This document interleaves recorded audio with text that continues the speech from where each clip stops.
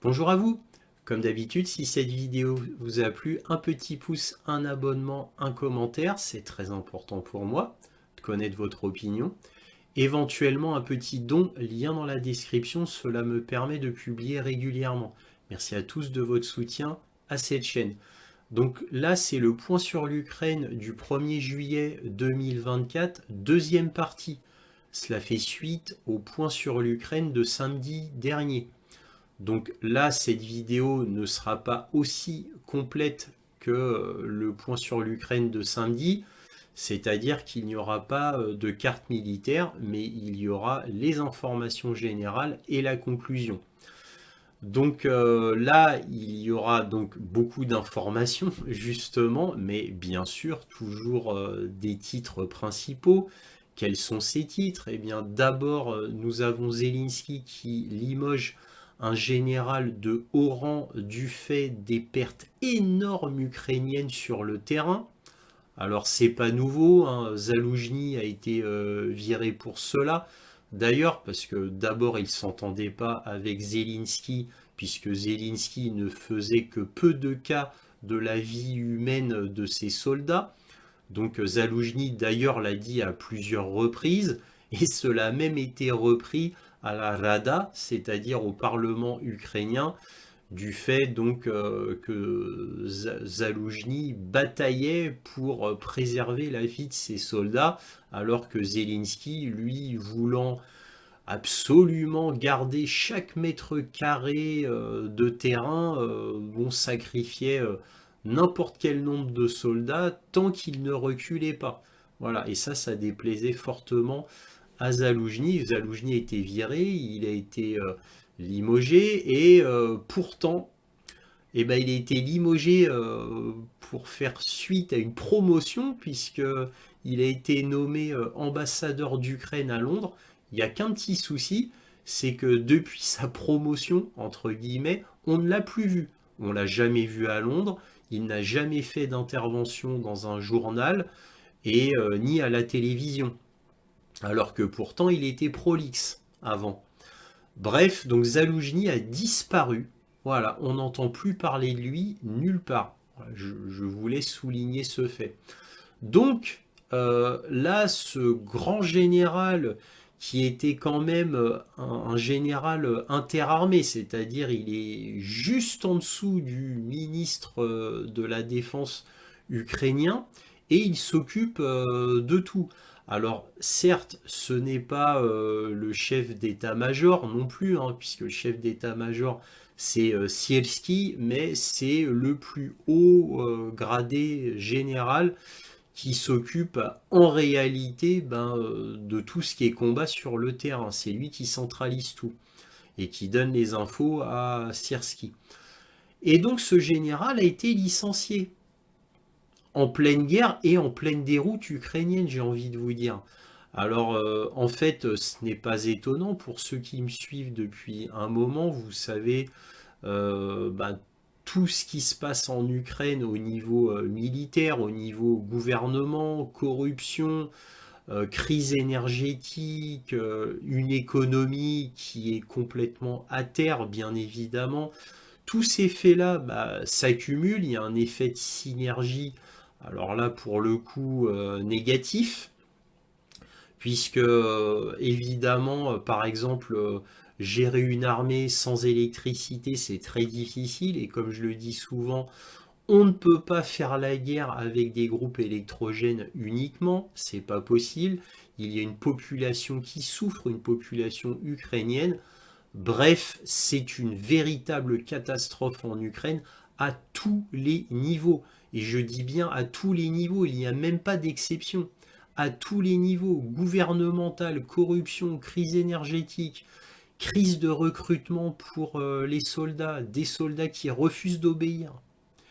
Arestovitch, l'ex-conseiller de Zelensky, premier conseiller de Zelensky, qui a admis que 6 brigades avaient refusé de se battre et avaient fui, ce qui avait permis des avancées majeures russes sur tout le front.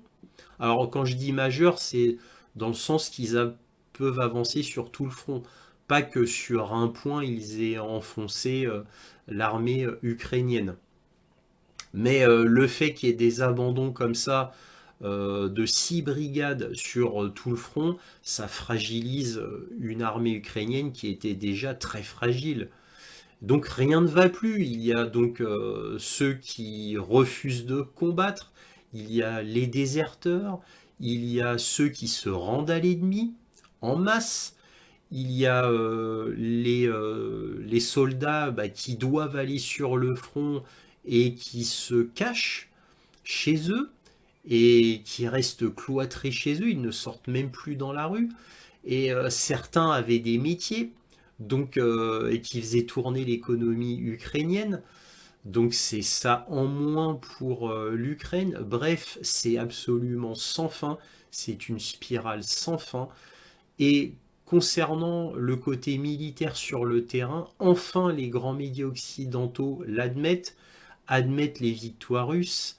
Alors c'est de plus en plus dit ouvertement, ce qui n'était pas le cas avant. Avant, il fallait une victoire éclatante russe, une grosse ville qui soit prise pour que les médias admettent du bout des lèvres que les Russes avançaient. Là maintenant, ils admettent que sur tout le front, les Russes avancent. La semaine dernière, je vous ai montré un extrait d'Euronews, pourtant totalement pro-OTAN, totalement pro-États-Unis, totalement pro-Union européenne, bien sûr, et qui disait que Vovchansk et Tchassivial avaient été déjà prises par les Russes.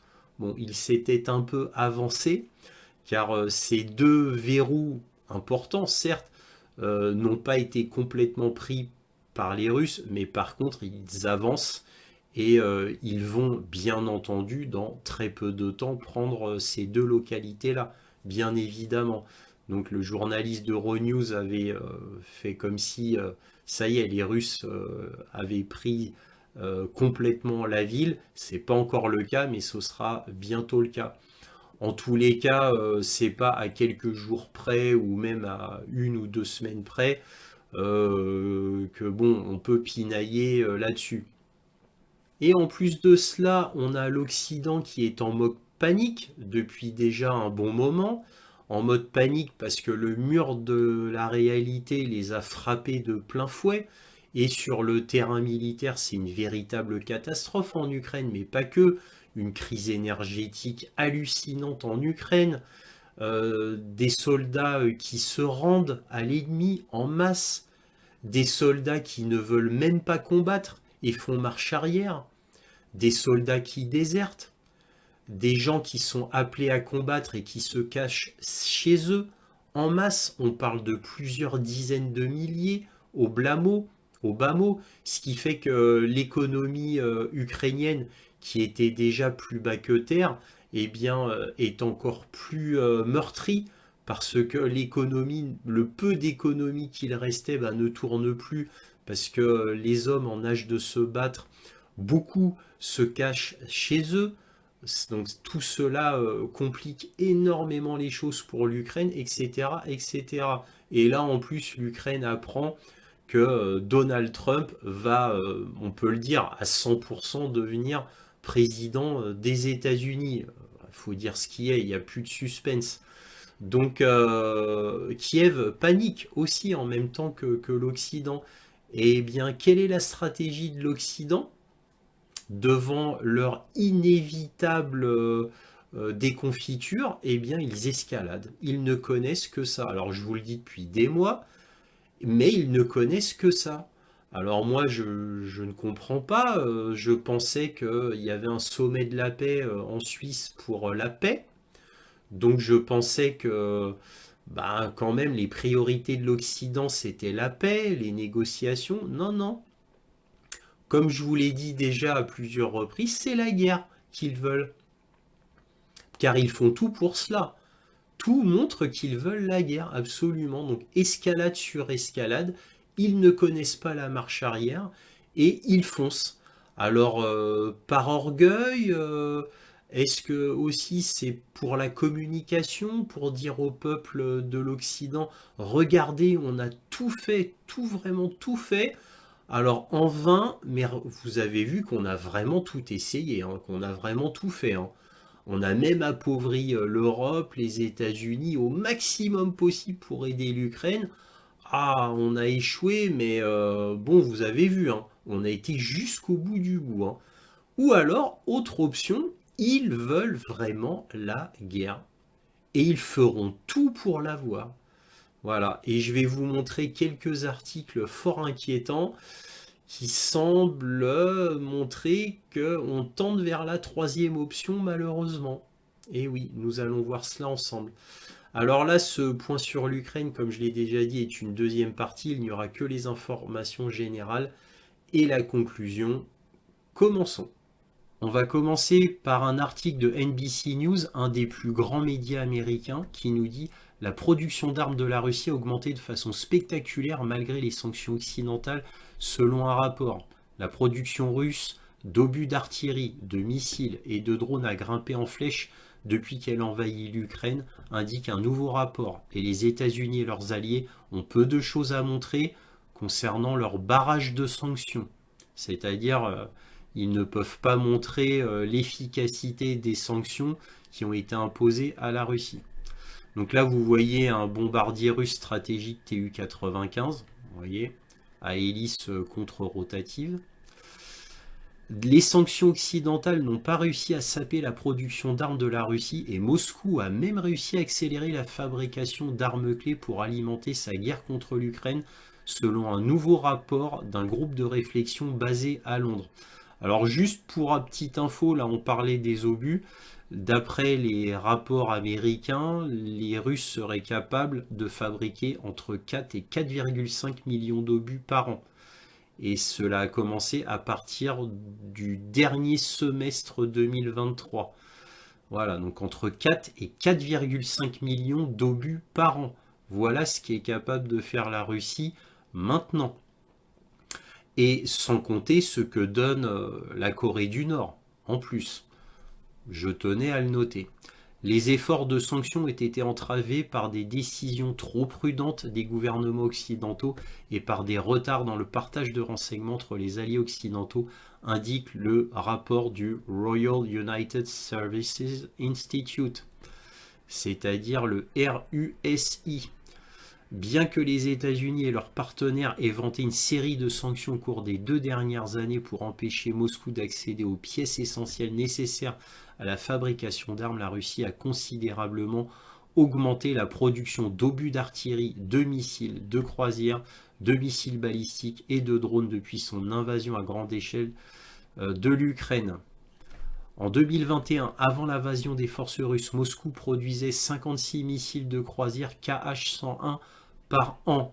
Ce sont des missiles de croisière furtifs lourds qui peuvent atteindre 3500 km de portée. Donc ce sont d'énormes missiles de croisière. L'année dernière, elle avait fabriqué 460 missiles de croisière selon le rapport. Le stock russe de missiles balistiques Iskander a également augmenté de façon spectaculaire, passant d'environ 50 avant l'invasion à 180, même si la Russie a lancé un grand nombre de missiles sur le champ de bataille. Bref, je ne vais pas vous lire tout l'article, mais vous avez compris la chose. Sachant que ça, c'est ce que dit le RUSI.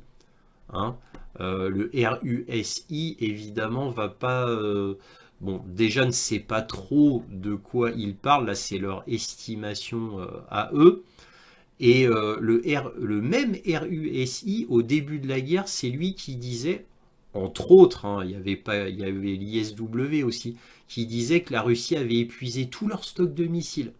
Ils avaient lancé tellement de missiles, je vous parle de ça il y a presque 2 ans. Ah non, la Russie, ils n'ont plus rien. Vous souvenez, on nous a rabâché ça pendant des mois. Donc là, comme la Russie envoie quotidiennement un grand nombre de missiles et de drones, eh bien là, leur estimation est beaucoup plus à la hausse et ils sont très surpris. Quand on lit l'article, ils sont très surpris. En fait, nulle surprise, puisque moi, ça fait plus de 2 ans que je vous le dis, que, que le nombre de missiles russes se compte en milliers, en réalité, tout confondu, bien sûr, hein. Donc oui, il ne manque pas. Pourquoi? Eh ben parce qu'ils ont un complexe militaro-industriel qui est extrêmement puissant. Chose qu'ignorait l'ISW et le RUSI. Ils ignoraient complètement ce fait-là. Pour eux, la Russie était toujours dans l'état des années 90, c'est-à-dire dans un état très faible, tiers-mondisé, pourrait-on dire. Et eux, ils sont restés là-dessus, jusqu'à très récemment. Ça fait moins d'un an que ces deux entités-là se réveillent quant à la valeur du complexe militaro-industriel russe. Voilà. Bien entendu, moi, les chiffres que je vois là sont pour moi très sous-estimés. C'est comme la fabrication des tanks. Elle est très sous-estimée, mais je ne vais pas vous refaire tout l'article. Bref, là, ils sont en train de se réveiller, malheureusement, trop tard. Voilà. Et ils se réveillent une fois confrontés au mur des réalités, comme d'habitude. Donc là, un article de Foreign Affairs, un grand journal américain, qui nous dit comment les élites russes ont fait la paix avec la guerre. Les victoires de Moscou ont atténué l'opposition au Kremlin. Alors oui, bah bon, déjà l'opposition au Kremlin, même si elle est bien là, elle n'était pas très puissante, bien sûr, mais l'opposition qu'il y avait, qui était d'une force assez faible, hein, il faut l'avouer, bah, est encore plus faible, puisque l'opposition au Kremlin ne peut pas nier que Vladimir Poutine est en train de gagner la guerre, que la Russie a pu contourner totalement les sanctions et que l'économie russe ne cesse d'être toujours plus florissante. Et on va le voir d'ailleurs dans des articles économiques après. Donc la Russie gagne sur absolument tous les tableaux et en plus, à cause des sanctions, elle devient de plus en plus souveraine et est capable de quasiment tout construire par elle-même. Donc elle ne dépend presque plus de l'Occident pour des choses très spécifiques, alors qu'auparavant, à presque 100%, elle dépendait de l'Occident. Voilà, maintenant ce n'est plus le cas. Alors cela rassure beaucoup les élites russes, qui tout d'un coup, moi je le vois en regardant la télévision russe, on voit certaines personnes richissimes, très puissantes qui avaient fui le pays avec leur fortune, qui reviennent et se disent très patriotes.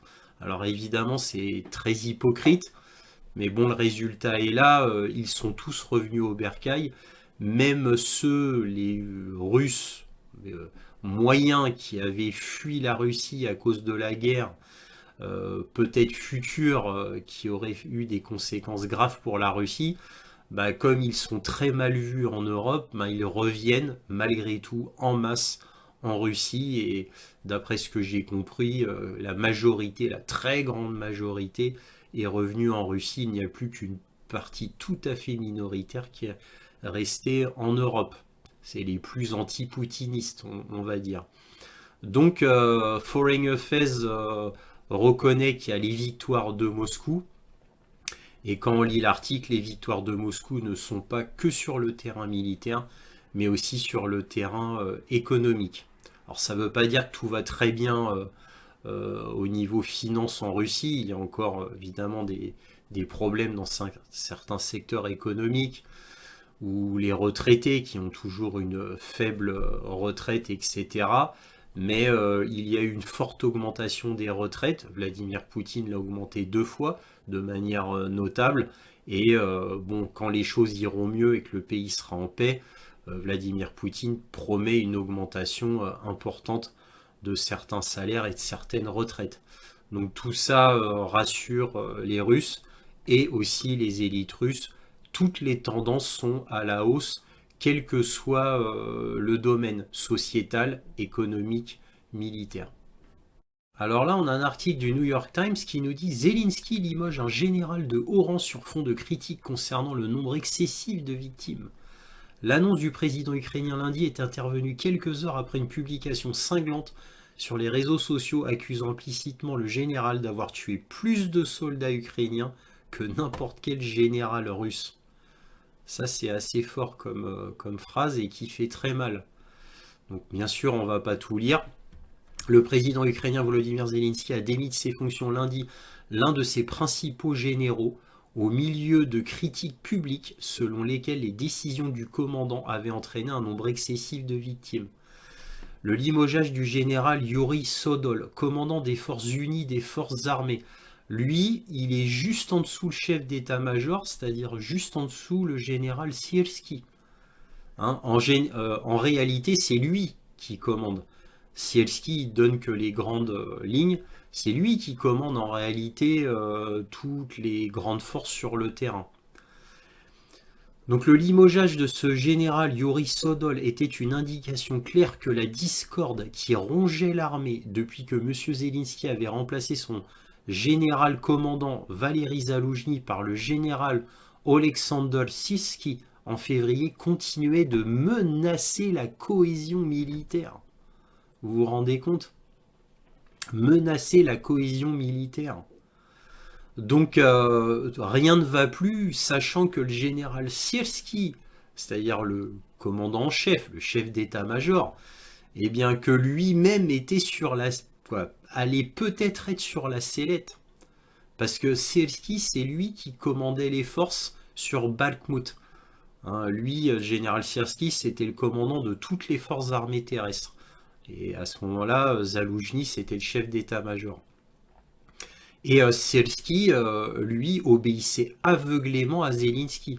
On lui disait, tu tiens Mariupol, tu tiens Bakhmout, Avdiivka, etc.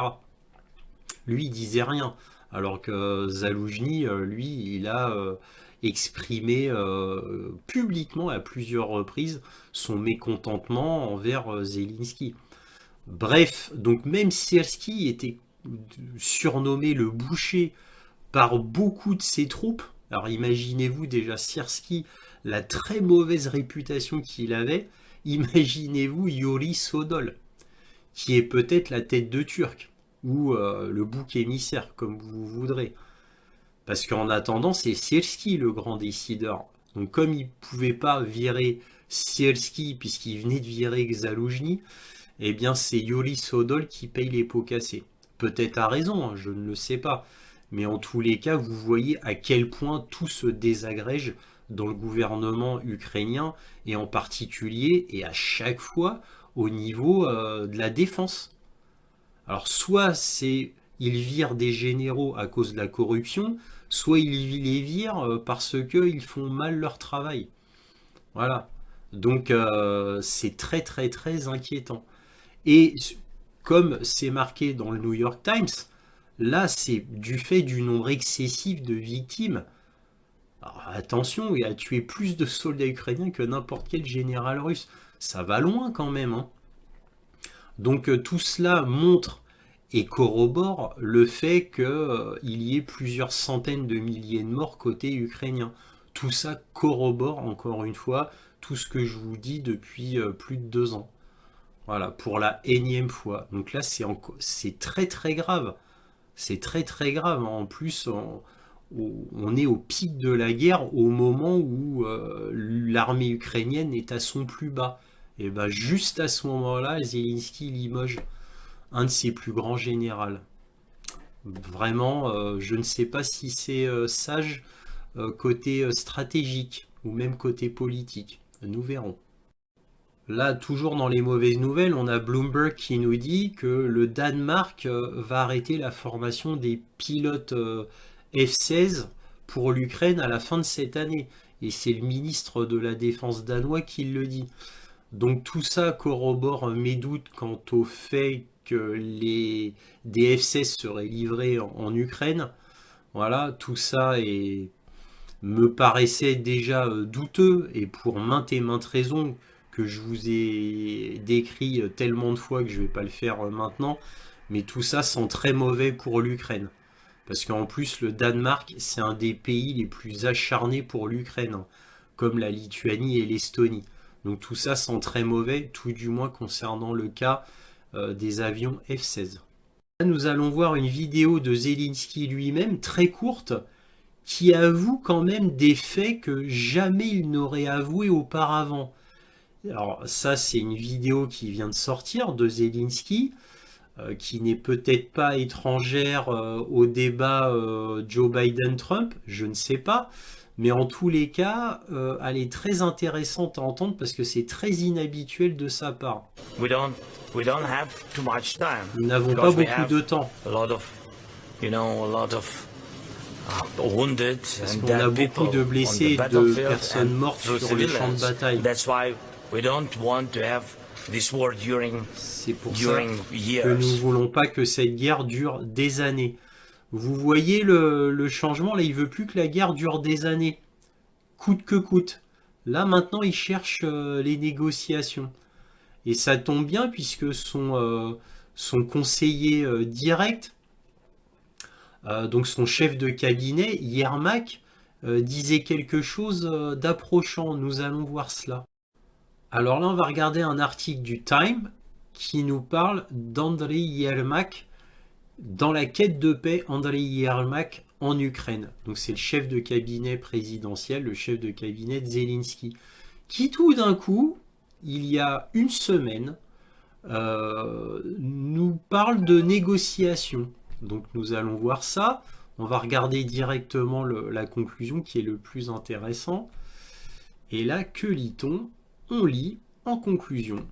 Une fois le sommet terminé, là il parle du sommet de la paix en Suisse, qui a eu lieu et qui a été un fiasco pour Zelensky. Et là, que lit-on? Une fois le sommet de Suisse terminé, sommet de la paix, le résultat le plus marquant fut peut-être l'engagement de l'Ukraine d'inviter les Russes au prochain sommet. Ils espèrent organiser en Arabie Saoudite avant la fin de cette année. Pas de pause maintenant, a déclaré Zelensky après son retour à Kiev. Nous avons fait le premier pas tangible vers la paix. À ce moment-là, Yermak se préparait déjà pour son prochain grand test, rencontrer les Russes face à face. Donc vous voyez, là, qu'est-ce qu'on comprend? On comprend que le sommet de la paix en Suisse a été un fiasco, comme vous le savez, et il a été décidé par Kiev que ce serait bien d'inviter la Russie au prochain sommet, vu que en Suisse, comme ils n'avaient pas invité la Russie, énormément de pays, parmi les plus importants d'ailleurs, avaient refusé soit de venir, soit ils ont envoyé une petite délégation. Bref, ils ont montré le fait qu'ils s'en foutaient complètement et que c'était ridicule, dont l'Inde et la Chine, hein, par exemple. Et bien là, comme ils ont vu qu'ils étaient ridicules, eh bien ils veulent organiser un nouveau sommet de la paix, donc fin de cette année en Arabie Saoudite, mais avec la Russie. Alors évidemment, vous vous doutez bien qu'à ce moment-là, peut-être que la guerre sera déjà finie, ce sera un peu trop tard. Bon, nous verrons bien, on ne peut pas deviner le futur. Nous verrons bien. Mais vous avez vu le changement? Je vous rappelle que Zelensky avait fait un décret il y a longtemps maintenant qui l'interdit de négocier avec Vladimir Poutine. Ça veut dire qu'il rejetterait son propre décret.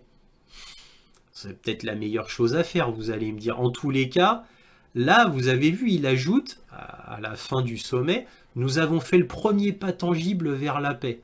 Ça veut dire, bon, regardez, nous, l'Ukraine, on a fait ça, maintenant la Russie, il faut qu'elle fasse ça.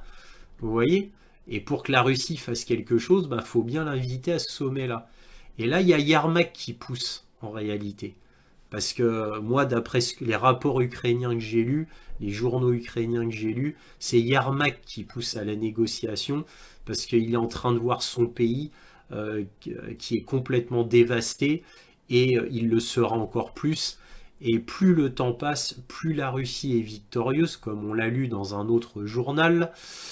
Et ce qui fait que Poutine, il aura les coups des franches pour décider ce qu'il veut faire de l'Ukraine, absolument ce qu'il veut, vu que l'Ukraine sera complètement à terre et n'opposera plus aucune résistance. Voilà, donc c'est pour ça que maintenant les négociations, ils commencent à y penser, parce que plus le temps passe, plus l'Ukraine s'affaiblit, plus la Russie se renforce, et plus la Russie aura de territoire, plus la Russie sera puissante en Ukraine, donc ils essayent maintenant de limiter les dégâts. C'est ce que je pense tout. Là, on va voir un extrait d'une vidéo de WION, un des plus grands médias indiens, qui nous parle de Nigel Farage, qui, il y a quelques jours, a fait une déclaration fracassante en accusant l'OTAN d'avoir provoqué la Russie, ce qui a fait que Vladimir Poutine a envahi l'Ukraine.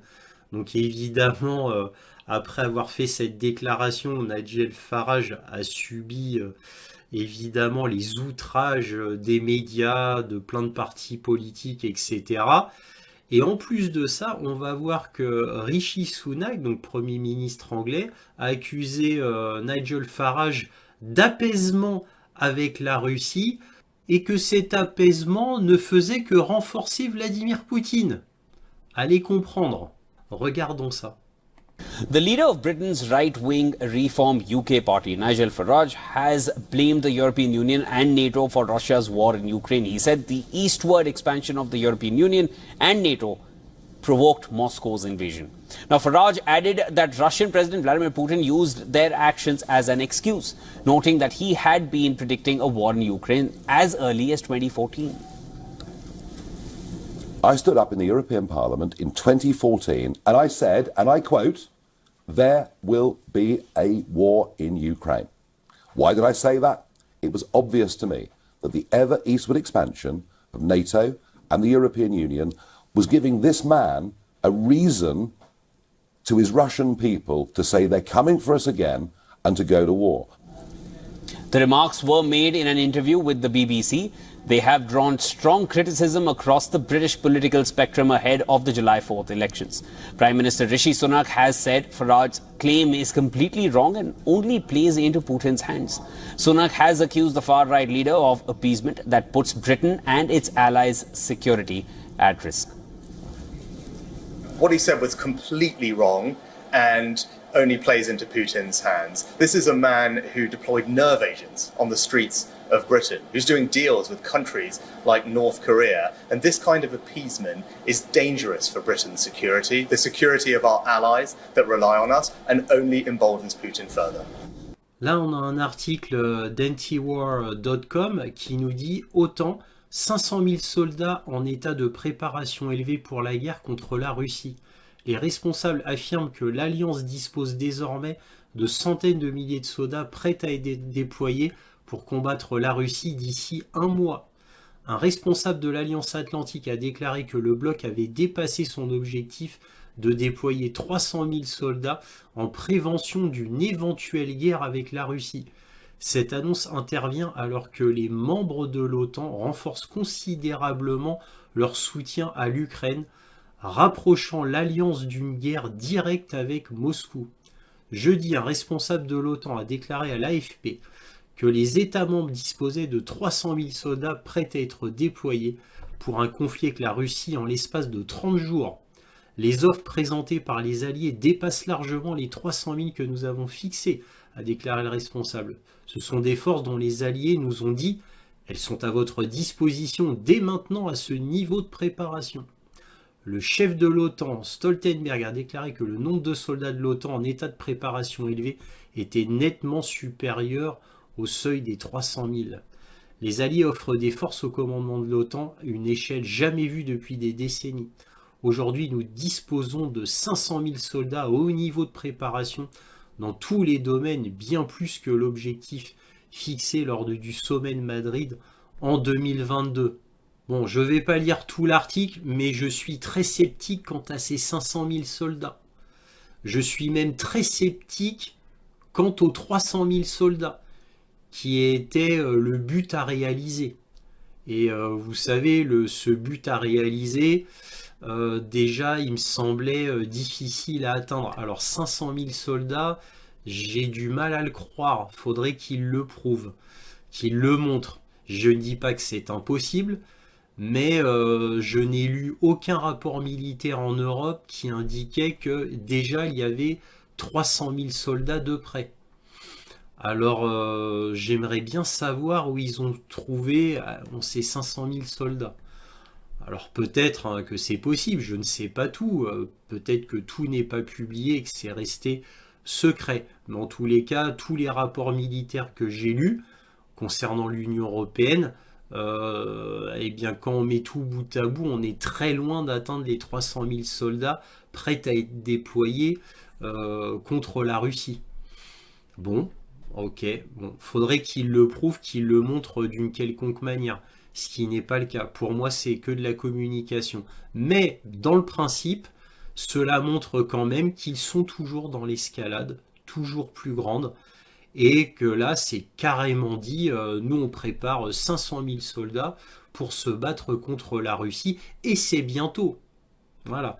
Et bien sûr, on ajoute, quand on lit l'article jusqu'au bout, on ajoute que si on n'arrête pas Vladimir Poutine en Ukraine, il ira en Roumanie, en Pologne, dans les pays baltes et qui sait, peut-être jusqu'en France. Voilà, c'est pour ça qu'il faut s'y préparer. Évidemment, ces raisons sont complètement ridicules, sorties de nulle part, adossées sur rien. Il n'y a aucun argument qui montre que Vladimir Poutine a des velléités même d'envahir la Roumanie ou la Pologne. Hein, alors je ne comprends pas, dans les médias on nous dit que la Russie a le plus grand mal pour prendre des villages, des villes en Ukraine. Regardez, ils ont pris que 20% de l'Ukraine, c'est ridicule, ils n'avancent pas. Mais par contre, ils s'imaginent très bien Vladimir Poutine envahir toute l'Europe, malgré les forces de l'OTAN. Ça, ils se l'imaginent très bien. Tellement bien qu'ils déploient des missiles nucléaires au Danemark. Ils veulent le faire en Finlande, à mon avis, ils ne le feront pas. Mais ils le font au Danemark, ils le font en Pologne. Et à mon avis, ils l'ont déjà fait en Roumanie. Bref, vous l'aurez compris, tous les prétextes sont bons pour faire une escalade et pousser à la guerre, bien évidemment. Là, on regarde un article du New York Times qui nous dit « L'Ukraine exhorte ses alliés à autoriser leurs armes à cibler la puissance aérienne russe ». Après que des bombes ont de nouveau plu sur Kharkov, la deuxième plus grande ville d'Ukraine, le président Volodymyr Zelensky a demandé à ses partenaires occidentaux d'autoriser l'utilisation de leurs armes contre des bases aériennes à l'intérieur de la Russie. Alors, traduction, l'intérieur de la Russie, ce n'est ni les 4 oblasts du Donbass, l'est de l'Ukraine, ni la Crimée, qui ne sont pas reconnus comme russes par l'Ukraine et les États-Unis, entre autres. Donc là, on parle de la Russie, la vraie Russie. Hein. Alors, vous allez me dire, mais les Ukrainiens bombardent les bases aériennes en Russie depuis longtemps. Oui, mais avec des drones et non pas avec des attaques MS. Et en fait, quand on lit l'article, c'est ça. C'est le Zelensky, il demande de frapper avec des attaques MS. Voilà. Donc, et pourquoi pas Storm Shadow, Scalp, des bases aériennes russes. Voilà ce qu'il demande. Alors, étant donné ce qui est arrivé il y a quelques jours concernant la plage de Crimée et le fait que Vladimir Poutine a été furieux et qu'il a promis des représailles contre les États-Unis, alors à mon avis, États-Unis-OTAN, et peu importe où dans le monde, à mon avis, ça a dû refroidir pas mal Washington. Alors bien sûr, ça ne reste que mon avis, mon humble opinion, mais je pense que Washington, là, ça a dû calmer pas mal, et je ne pense pas que Washington, pour le coup, donne un avis favorable à Zelensky. Je pense que là, Zelensky va pouvoir attendre longtemps cette autorisation. Nous verrons. Donc là, on voit un article de El País, qui est un grand journal espagnol, qui nous dit « Les attaques russes contre le réseau électrique provoquent la pire crise énergétique de la guerre en Ukraine. Les frappes aériennes ont laissé au pays moins de la moitié de sa capacité de production d'électricité, entraînant des coupures de courant quotidiennes de 10 heures ou plus, une situation qui, selon les experts, va encore se détériorer à l'approche de l'hiver. » Alors effectivement, en plus de cela, là c'est le constat à l'instant T, mais les Russes, tous les jours, bombardent les infrastructures énergétiques du pays. Et bien évidemment, au bout d'un moment, l'Ukraine n'en pourra plus, car sans énergie, on ne peut strictement rien faire. Et comme je vous l'ai déjà répété 1000 fois pendant des mois dans les points sur l'Ukraine, on ne peut pas faire une guerre avec un niveau d'énergie extrêmement bas. On ne peut pas faire une guerre qu'avec des groupes électrogènes. Donc au bout d'un moment, l'Ukraine va avoir tout un tas de facteurs qui vont converger, c'est-à-dire crise énergétique, crise de ressources humaines, plus de combattants, et bien sûr les problèmes de munitions en tout genre, pas assez de missiles, pas assez d'obus, pas assez de roquettes, pas assez de mines, aucun appui aérien depuis le début de la guerre. Donc c'est extrêmement grave évidemment. Et comme je vous l'ai dit aussi à maintes et maintes reprises, au bout d'un moment, tous ces facteurs convergents qui minent considérablement l'armée ukrainienne, au bout d'un moment, on atteint un effet de seuil qui provoque un effondrement soudain et brutal. Et quand cela se produira, bah là, ce sera la fin. On le verra, ce sera très très clair pour tout le monde. Et à partir de là, la Russie sera totalement victorieuse et elle aura toutes les cartes en main pour décider ce qu'elle voudra faire de l'Ukraine, bien sûr. Alors on continue dans les mauvaises nouvelles, on a The Washington Post qui nous dit les restrictions américaines mettent les principales bases aériennes russes hors de portée de tir, selon des responsables. Laisser l'Ukraine frapper des cibles en Russie avec des armes américaines a réduit les attaques de missiles sur Kharkov, mais n'a pas arrêté les avions qui larguent des bombes planantes mortelles. Kharkov, Ukraine. Une nouvelle politique américaine autorisant l'Ukraine à tirer certaines armes américaines sur le territoire russe a conduit à une réduction de certaines attaques russes, mais en restreint néanmoins suffisamment la portée pour empêcher l'Ukraine de frapper des aérodromes clés, ont déclaré 2 responsables ukrainiens. Ces aérodromes sont utilisés par des avions russes qui larguent des bombes planantes mortelles, infligeant désormais les plus grands dégâts aux positions militaires et aux civils. Donc là, il vous montre une carte. Donc là, vous voyez l'Ukraine, Kiev, et la frontière russo-ukrainienne qui est ici. Vous voyez la frontière russo-ukrainienne. Et là, si un attaque MS était tiré du front, il pourrait faire 300 km. Et donc là, on voit la limite absolue d'un attaque MS s'il était tiré à partir du front. Et en réalité, les 100 km dont je vous avais parlé, je vous avais dit qu'en réalité, il pouvait frapper que de 100 km en profondeur. Bah, vous le voyez là dans le Washington Post. Voilà, alors évidemment, ils ne peuvent pas frapper n'importe quoi dans les 100 km en profondeur. Il y a des conditions, je vous ai déjà parlé des conditions de Washington pour que Kiev puisse utiliser des missiles. Et les conditions sont en réalité très restreintes. Et en réalité aussi, mais comme l'avait dit Washington, il est vrai, ils ont toujours interdiction d'utiliser des attaques MS à l'intérieur de la Russie. Voilà. Alors, il y a des petits assouplissements qui ont été donnés, il est vrai, mais pas si gros. Voilà. Donc, on attend toujours l'autorisation d'utiliser des attaques MS en profondeur. Nous verrons. Alors là, le New York Times nous révèle les petites cachotteries de Washington, c'est secret. Et là, on apprend la guerre des espions, comment la CIA aide secrètement l'Ukraine à combattre Poutine.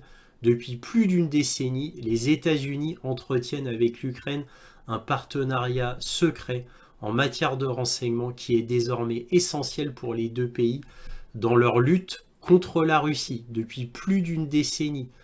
Donc vous voyez que la CIA est bien implantée en Ukraine depuis plus d'une décennie. N'oublions pas les 12 bases de la CIA qui ont été dévoilées par le New York Times. Alors pour la petite histoire, pourquoi ces 12 bases ont été dévoilées par le New York Times? Tout simplement parce qu'elles ont été découvertes par le GRU russe.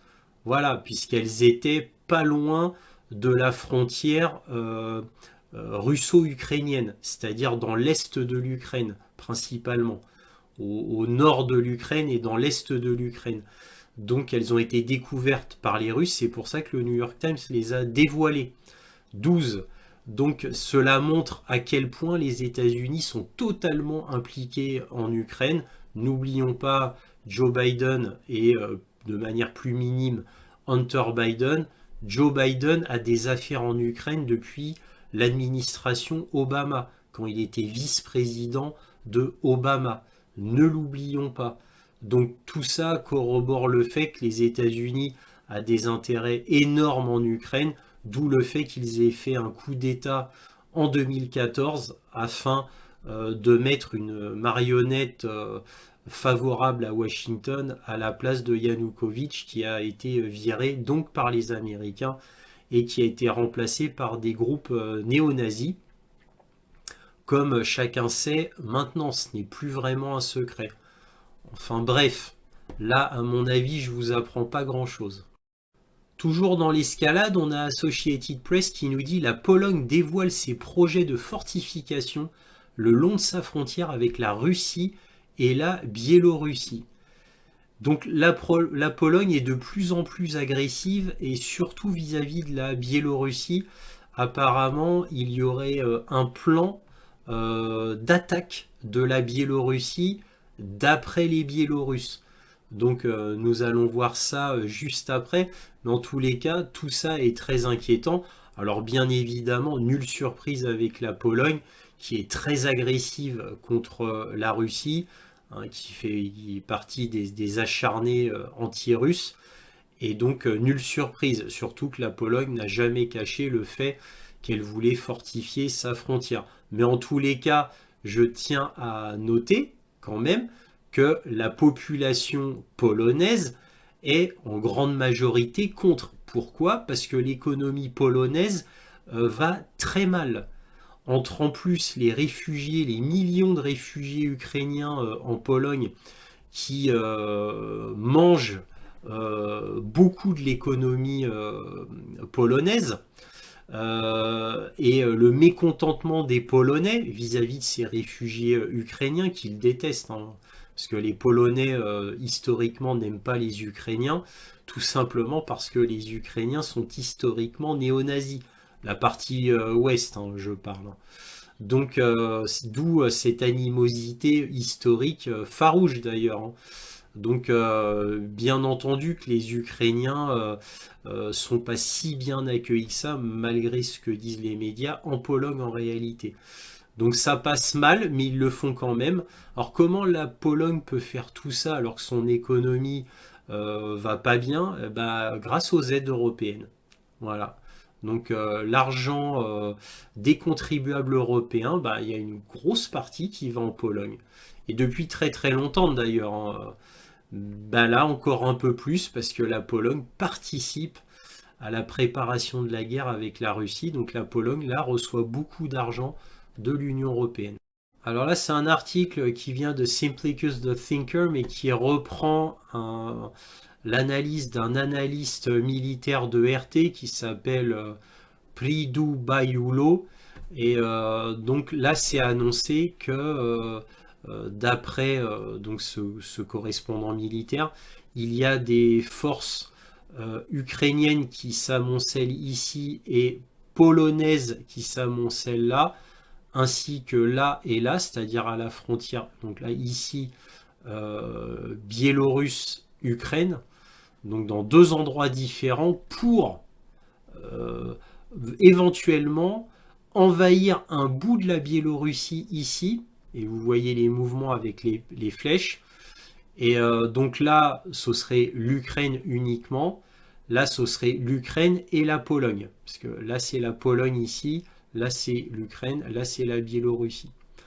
Donc voilà, et en fait ces incursions, quand on lit tout l'article, ces incursions seraient faites pour provoquer la Biélorussie, afin que la Biélorussie éventuellement attaque peut-être de manière trop forte, je ne le sais pas, ou même attaque simplement normalement, mais en tous les cas, là, quand on lit l'article, ça donnerait un prétexte à l'Occident afin d'envoyer des troupes en Ukraine, voilà, pour la paix, voilà, pour protéger l'Ukraine, et ça permettrait de donner un prétexte à l'Occident, à l'Union européenne d'envoyer des troupes, mais là, cette fois peut-être de vraies troupes, voilà, pour se battre.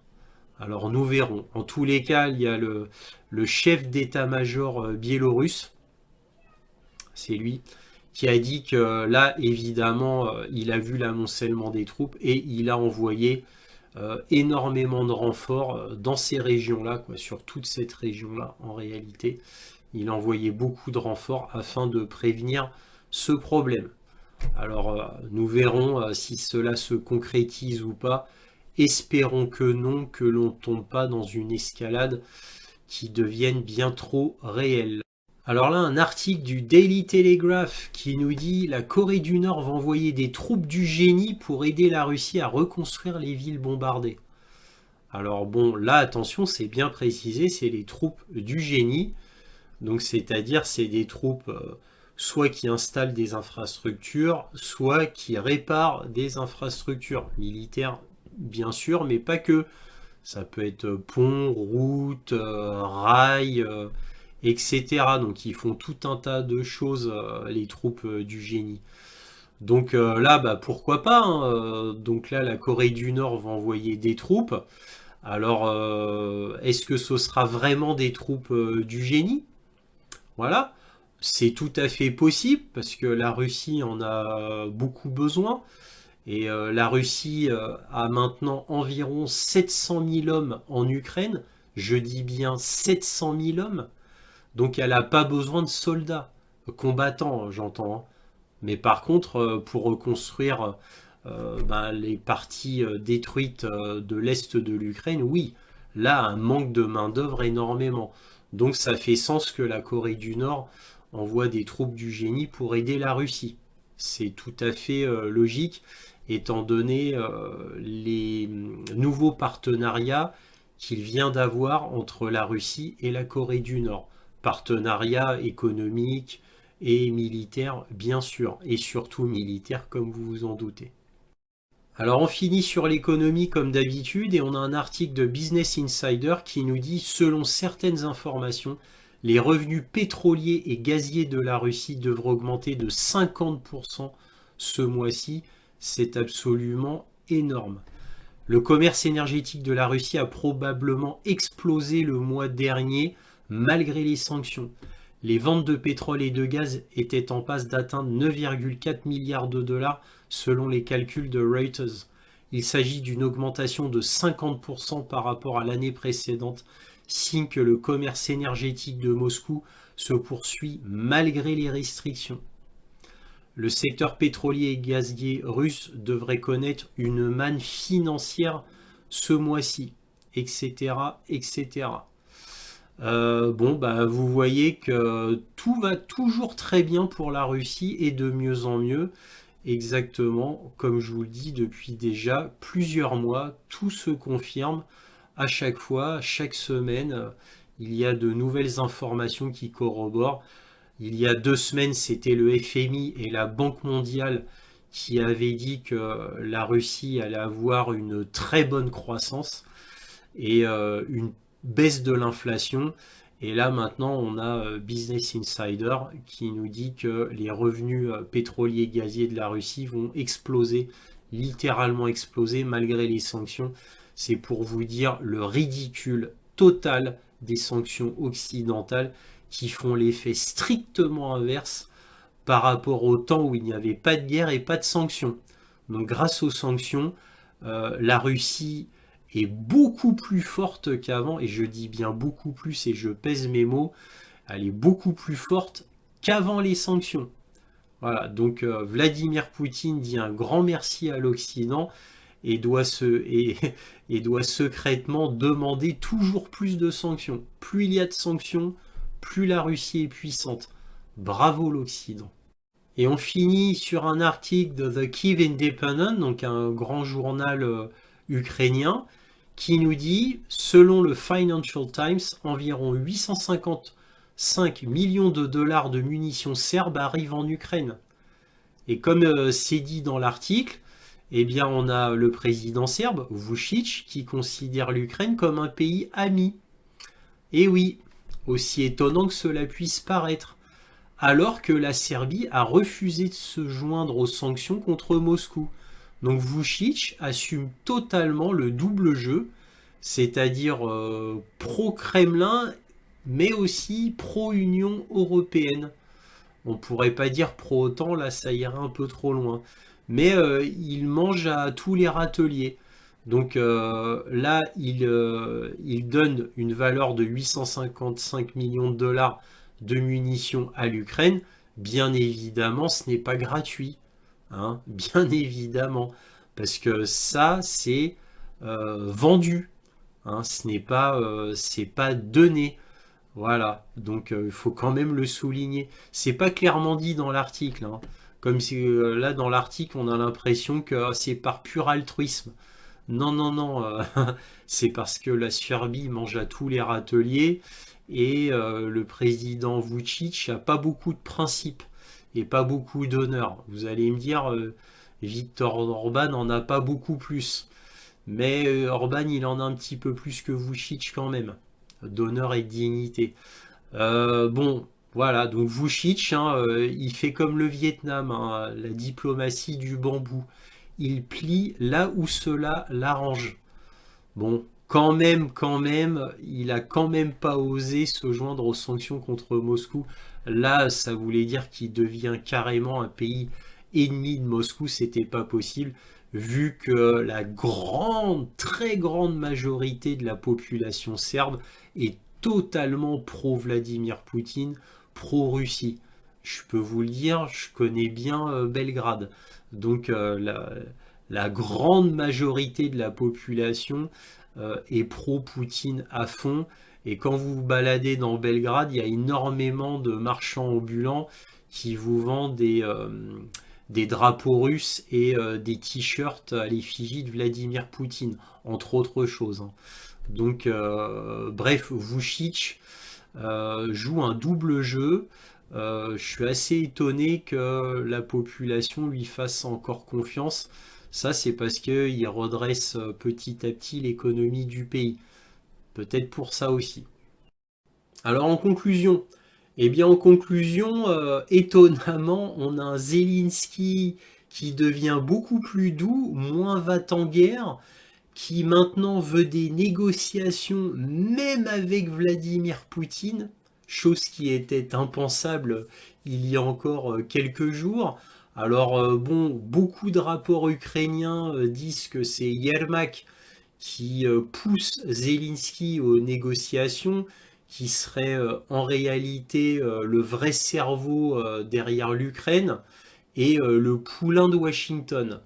C'est ce qu'on dit depuis plusieurs mois concernant Yermak, qui est un personnage incontournable du gouvernement ukrainien et qui, je le répète encore une fois parce que c'est important, serait en réalité un agent de Washington qui serait là pour persuader Zelensky de prendre les bonnes décisions. Est-ce avec succès ou non, nous verrons bien. En tous les cas, Zelensky qui voudrait inviter la Russie au prochain sommet de la paix qu'il aurait organisé en Arabie Saoudite. À savoir si l'Arabie Saoudite est d'accord, ça on ne le sait pas. D'ici la fin de l'année, donc d'ici la fin de l'année, beaucoup d'eau seront coulées sous les ponts et peut-être même que la guerre sera finie d'ici là. Beaucoup disent fin de l'été, nous verrons. Mais en tous les cas, beaucoup de choses se seront passées d'ici là.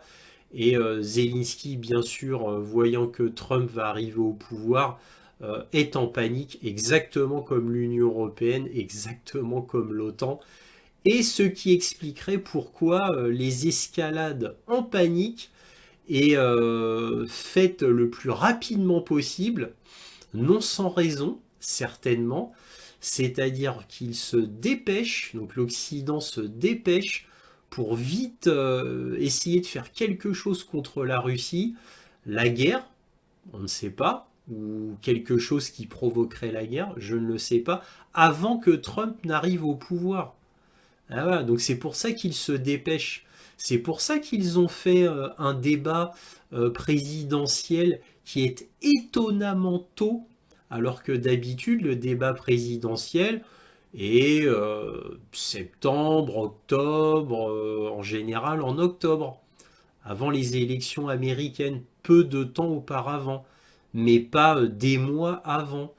Voilà, donc ceci expliquerait cela. Et le fait que les médias occidentaux tout d'un coup ne prennent plus de gants avec Joe Biden, alors qu'avant le débat présidentiel Trump-Biden, eh bien, ils le protégeaient au maximum, ils l'excusaient de tout, absolument de tout, et là maintenant, de manière synchronisée, juste après le débat, ils le piétinent presque sans vergogne, j'ai envie de vous dire. Tiens, tiens, tiens. Bon, alors maintenant qu'on connaît bien les médias et qu'on connaît bien l'état profond, comme je vous l'ai déjà expliqué, eh bien, évidemment, il prépare le terrain pour remplacer Joe Biden qui, bien évidemment, ne tiendra pas jusqu'en novembre. J'en suis intimement convaincu, et d'ailleurs les démocrates aussi, puisque les démocrates ont proposé plusieurs autres candidats. Bon, malheureusement, les autres candidats sont tellement mauvais que bon, bah, ils ne passeront pas, aucun ne passera. Donc ils avaient en tête, le Parti démocrate avait en tête Hillary Clinton, Michelle Obama et pire que tout, Kamala Harris. Et malheureusement, bah, ça ne marche pas parce que tout le monde déteste ces trois personnes-là. Michelle Obama s'en tire plus ou moins. Mais bon, elle n'a pas une grande réputation aux États-Unis, puisque je vous rappelle qu'avant l'affaire Brigitte Macron, il y a eu l'affaire Michelle Obama, qui est très très similaire, pour ne pas dire identique. Voilà, voilà, je n'en dirai pas plus, mais en tous les cas, aux États-Unis, l'affaire Michelle Obama, qui n'est pas ce qu'elle prétend être, eh bien, a fait couler beaucoup, beaucoup d'encre, contrairement à la France, où le sujet était complètement étouffé par l'État. Pas aux États-Unis. Hein, il y a eu énormément de médias qui en ont parlé aux États-Unis. Et je m'arrête là pour éviter des problèmes. Donc, les démocrates sont en pure panique, mais prévoient quand même une porte de sortie. Alors, malheureusement, pour que ça soit légalement possible, il faut que Joe Biden se désiste. Mais, comme je vous l'ai déjà dit aussi, Joe Biden, le lendemain du débat, a fait une conférence publique en disant non, moi je peux encore, j'irai jusqu'au bout, etc. Et les médias américains disent qu'Hunter Biden serait le conseiller caché de Joe Biden et le pousserait à rester président à tout prix. Et on comprend Hunter Biden, évidemment, puisque le fait que son papa soit président le protège entièrement. Et on comprend Joe Biden aussi, s'il lui reste encore quelques neurones qui fonctionnent, il comprend que c'est pour sa survie à lui aussi qu'il doit rester président. Bon, je suppose qu'il fait ça surtout pour son fils, pas vraiment pour lui, puisque vu son état, bon, il sait très bien qu'il n'en a plus pour longtemps. Tout du moins, je le pense. Bref, donc on a un Zelensky qui est prêt à des négociations, à faire un nouveau sommet de la paix en Arabie Saoudite en invitant la Russie, chose qui était impensable encore il y a peu, et pourtant on en arrive là. C'est pour vous dire à quel point l'Ukraine va mal. Et on a un Zelensky qui dit qu'il y a tellement de morts sur le champ de bataille qu'il limoge son plus grand général, à part Syrski bien sûr, qui est le chef d'état-major. Donc imaginez-vous à quel point tout va mal en Ukraine, c'est d'un état complètement catastrophique, le pire qu'on puisse imaginer. Donc je comprends qu'il soit tellement aux abois qu'il en est à inviter Vladimir Poutine au prochain sommet de la paix. Je le comprends. Et d'un autre côté, on a l'Union européenne qui ne cesse d'être va-t-en-guerre, ne cesse d'avoir des escalades, de faire des escalades, et qui va nommer 3 nouveaux chefs au sein de l'Union européenne qui vont diriger toute l'Europe. Donc apparemment, Ursula von der Leyen va rester là en tant que présidente de la Commission européenne. Mais on a aussi Kaja Kallas, qui est le Premier ministre estonien. Donc cette Kaja Kallas est très connue au sein de l'Union européenne puisqu'elle est anti-Russie, anti-Vladimir Poutine à fond. Mais vous allez me dire, c'est l'Estonie, c'est normal. Et donc cette Kaja Kallas va devenir ministre des Affaires étrangères de l'Union européenne. Donc voilà, et pour couronner le tout, en remplaçant de Jens Stoltenberg, donc le nouveau chef de l'OTAN va être Mark Rutte. Voilà, Mark Rutte qui lui aussi est un acharné anti-Russie, anti-Vladimir Poutine. Donc vous voyez, donc on a trois nouvelles têtes qui vont apparaître. Et ces trois nouvelles têtes, comme par hasard, évidemment, sont élues par personne, bien évidemment. Hein, ce sont les technocrates qui les élisent. Et bien entendu, comme par hasard, ce sont des acharnés anti-Russie et anti-Vladimir Poutine. Et oui, et tout ça est fait exprès pour que l'escalade puisse continuer sans encombre. Voilà. Donc, et évidemment, ce n'est pas la Serbie ni la Hongrie qui vont mettre leur veto, tout du moins à ce que je sais au moment où je vous parle. Peut-être qu'il y aura une surprise de dernière minute, mais moi, aux dernières nouvelles, il n'y aura aucun veto et apparemment, ça va se passer comme ça. Donc, vous voyez bien que l'Union européenne se dépêche vraiment pour tout faire afin qu'il y ait les escalades voulues, éventuellement la guerre voulue contre la Russie, avant que Trump n'arrive au pouvoir, avant que quelque chose ne se passe. Peut-être ils espèrent même avant la victoire totale de Vladimir Poutine. Parce que évidemment, une fois que Vladimir Poutine sera totalement victorieux, et il a intérêt de se dépêcher lui aussi d'ailleurs, le temps joue avec lui au niveau militaire, mais au niveau de l'Union européenne, étant donné ce que l'Union européenne est en train de préparer, ce serait bon pour lui qu'il ait une victoire rapide afin, bon, déjà de faire respirer la Russie, parce que ça coûte une fortune à la Russie chaque jour, mais aussi de couper l'herbe sous le pied à l'Union européenne. Voilà. Alors, bon, bah, nous verrons bien. Alors, encore une fois, et ce sera mes derniers mots, on a des choses étonnantes qui arrivent. On a un Zelensky qui veut maintenant faire la paix, faire des négociations, mais c'est normal étant donné que, bon, bah, ça y est, son pays va devenir un tas de ruines avec très peu d'Ukrainiens dedans. À quoi bon diriger un pays qui ne vaut strictement plus rien? Donc là, je le comprends, au bout d'un moment, le mur des réalités, hein, comme je vous le dis à chaque fois, le mur des réalités, à un moment, faut y faire face, hein, quoi qu'il arrive, on est obligé. Et l'Union européenne, le mur des réalités, pour l'instant, elle ne connaît pas, hein, c'est à fond l'escalade, et éventuellement une guerre qui, à mon avis, elle veut ça, elle veut la guerre, justement pour créer le chaos, afin de s'en sortir dans le chaos, parce que sans chaos, évidemment, ces technocrates, cette mafia de l'Union européenne ne peut pas s'en sortir. C'est pour ça qu'il y a toujours des crises qu'il faut entretenir, que ça soit un virus, que ça soit des terroristes, ou que ça soit encore mieux une guerre, ou tout du moins un risque de guerre qu'il faut laisser planer au-dessus des têtes, car c'est bien connu, gouverner par la peur, c'est ce qu'il y a de mieux, parce que les populations suivent, parce qu'elles ont peur. Donc gouverner par la peur, c'est le but de l'Union européenne pour l'Europe, tout du moins, et c'est ce que veut l'État profond, bien évidemment. Ça a toujours été le but, encore une fois, virus, terrorisme ou guerre, de toute manière, ça tourne toujours autour de ces trois piliers. Si ce n'est pas l'un, c'est l'autre, et ça tournera comme ça à chaque fois. Bref, et ce sont mes derniers mots. Si cette vidéo vous a plu, un petit pouce, un abonnement, un commentaire, éventuellement un petit don, lien dans la description. Merci à tous de votre soutien à cette chaîne, et toujours, soyez curieux.